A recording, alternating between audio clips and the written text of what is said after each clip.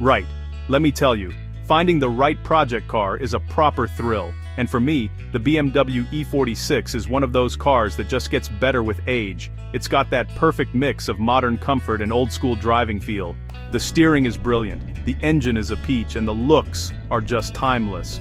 But my word, finding a good one these days is getting harder, so when this 330i Club Sport popped up, I had to have a look. It was a bit of a sad sight, I won't lie. The paint was faded, there were dings and dents on every panel, and the famous British tin worm, rust, was bubbling up on the arches. It looked like it had been left to fend for itself for a few years, a real shame for such a cracking motor. But you know me, I love a challenge. Beneath all that neglect, I could see the potential. The E46 is a true driver's car, a modern classic that enthusiasts absolutely adore. This one, a Club Sport Special Edition, is even more desirable. They're rare, and they've got that M-Sport magic that makes them handle like they're on rails. I knew that if we could bring this car back to its former glory, we'd have a seriously valuable and rewarding machine on our hands. The emotional pull was massive. It felt like we were rescuing a piece of automotive history from the brink. This wasn't just about making a profit, it was about saving a legend. My vision for this car was clear from the moment I handed over the cash. I didn't want to just patch it up, I wanted to make it better than it was when it left the factory. We'd go for a full bare metal restoration. The plan was to strip it right down, tackle every single spot of rust, and then give it a fresh coat of its original stunning Estoril blue paint. Every nut, bolt, and clip would be cleaned, refurbished, or replaced.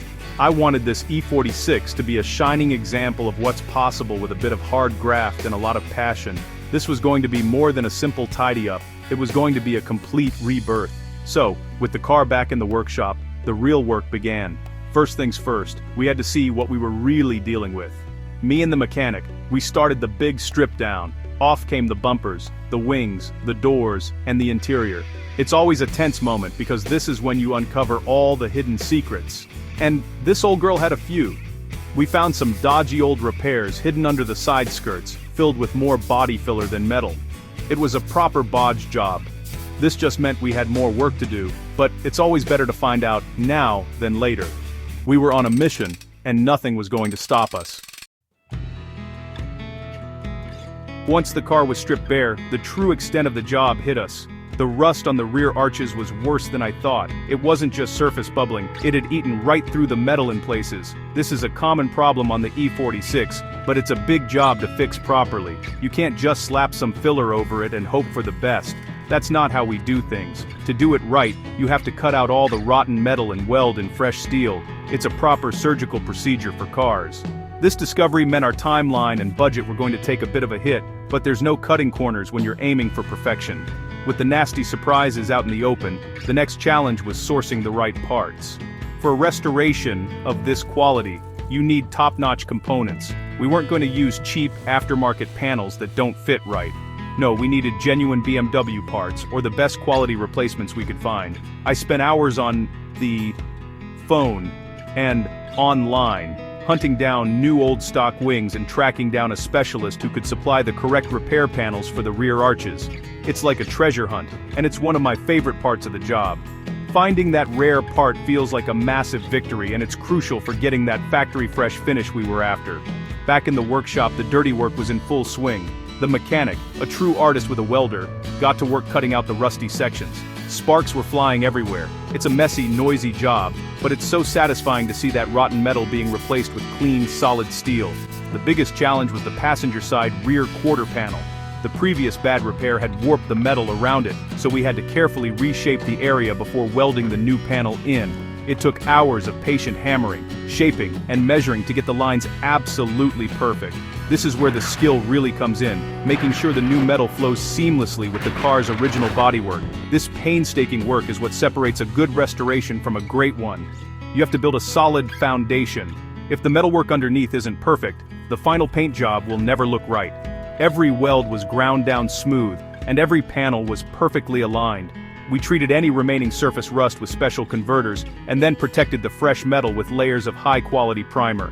This preparation is the invisible part of the job, the bit that no one will ever see, but it's the most important step for making sure this restoration lasts for years to come. We were building a car that wouldn't just look good, but would stay looking good.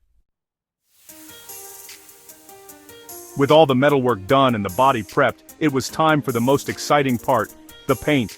Seeing a car in its primer is one thing, but watching that first coat of color go on is pure magic. We wheeled the bare shell into the paint booth, a place that's cleaner than a hospital operating theater. The painter, a master of his craft, carefully applied the legendary Estoril blue. Layer after layer, he built up the color until it had this incredible depth. Then came the clear coat, which gives it that glossy, wet look. When it rolled out of the oven, the body shell was absolutely gleaming. It looked stunning, better than new. That iconic blue shone under the lights, and I knew right then that all the hard work had been worth it. Now, with a perfect shell, the reassembly process could begin. This is where you have to be really careful. It's like putting together a giant, expensive jigsaw puzzle. Every part we had taken off had been cleaned, polished, or replaced. We started with sound deadening and wiring, carefully laying the new loom through the car. Then came the refurbished suspension and brakes, all looking box fresh. We fitted new window seals, weather strips and clips. It's these little details that make all the difference. You don't want to put old tired-looking rubber seals against brand new paint. It would ruin the whole effect. Every component was fitted with care to avoid any scratches or chips on our perfect paintwork. The interior was next. The original Club Sport seats were in decent shape but needed a deep clean and conditioning. We took our time, bringing the leather and fabric back to life. The dashboard, door cards, and carpets were all meticulously cleaned and reinstalled. We replaced the worn gear knob and handbrake lever with fresh new ones from BMW. It's these touchpoints that make a car feel new again. As the interior came together, the car started to feel less like a bare shell, and more like the premium sports saloon it was born to be. It was starting to look and even smell like a brand new car. This stage is all about the finishing touches. It's the slow, methodical process of getting every little thing just right. We spent a whole day just polishing the paintwork, a multi-stage process that removes any tiny imperfections and brings out an incredible, mirror-like shine. The original alloy wheels were sent off to be professionally refurbished, and were now wrapped in fresh, new tires. Even the headlights, which were a bit cloudy, were polished until they were crystal clear. It's this dedication to the small details that transforms a restoration from just a repair into a work of art. The car wasn't just being put back together, it was being perfected. And then, the moment of truth. Standing back and looking at the fully assembled car for the first time was just incredible. The transformation was breathtaking. What was once a tired, rusty E46 was now a gleaming masterpiece. The Estoril blue paint popped under the workshop lights. The refurbished wheels sat perfectly in the arches, and every panel lined up with precision. It looked absolutely stunning, like it had just rolled off the production line in Munich, only better. We had poured our hearts and souls into this project, and the result was right there in front of us, a testament to all that hard work and dedication. It was a proud, proud moment, but a car like this isn't made to just sit and be looked at. It's made to be driven. Holding the key in my hand, I couldn't wait to get it out on the road. The door opened with a solid, satisfying clunk. I settled into the driver's seat, and the smell of the clean interior was fantastic. I turned the key, and that glorious straight-six engine fired up with a smooth, purposeful hum.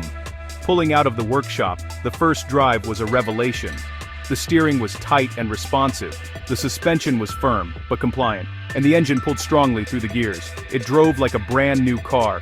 This is the ultimate reward, feeling the result of your hard work come to life on the open road. This restoration was a journey, a proper roller coaster of highs and lows. There were moments when we discovered more rust and thought, what have we gotten ourselves into?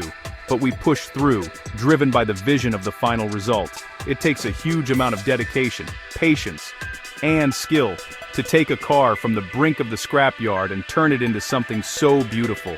It's a reminder that with enough passion, anything is possible. This E46 is more than just a car now. It's a story of revival, a piece of art that you can drive and enjoy every single day. And that, for me, is what it's all about. So, what a result. This beautiful BMW E46 is ready for a new owner to love and cherish it for many years to come. Now, I want to hear from you. Have you ever taken on a restoration project? What car was it, and what challenges did you face? I love a good car story, so share your experiences in the comments below. Whether it's a classic Ford, a forgotten Japanese legend, or another brilliant Bimmer, let's celebrate the passion that keeps these fantastic motors on the road. Let me know your stories.